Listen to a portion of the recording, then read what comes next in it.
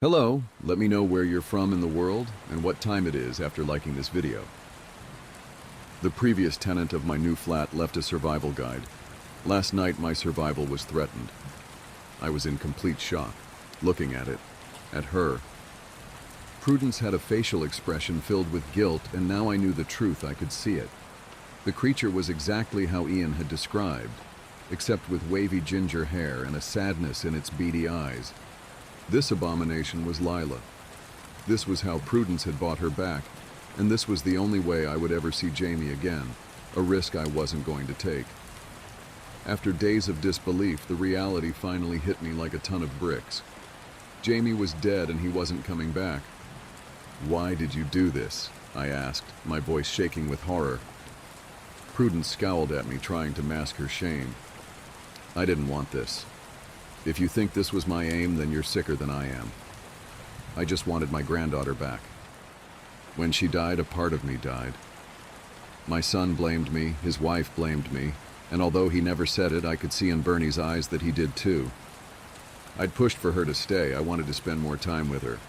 I got cocky about my ability to cope with the strange occurrences in the flats. I know what you must be thinking, but I swear I didn't know about the sleepwalking until it was too late." We had moved into the flat not long after my son left home to move in with his girlfriend. He's the youngest of three and was the last to fly the nest, so we downsized for the two of us. He never knew what we were facing in that flat, or the dangers that he sent his little girl into. When it happened, it was a few years after the fire and the troubles with the creatures. We'd struck the deal with the things in the lift, and the neighbors of the burned flats had become a fixture just like the other quirks. I really thought she would be safe. Prudence paused to gaze longingly at the mutated little girl in the cage. The creature just twitched. In return, it bared its 4 rows of teeth and made a gentle hiss.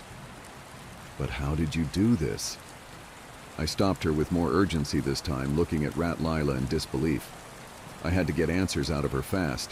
I didn't want to spend any more time than was absolutely necessary in this shed.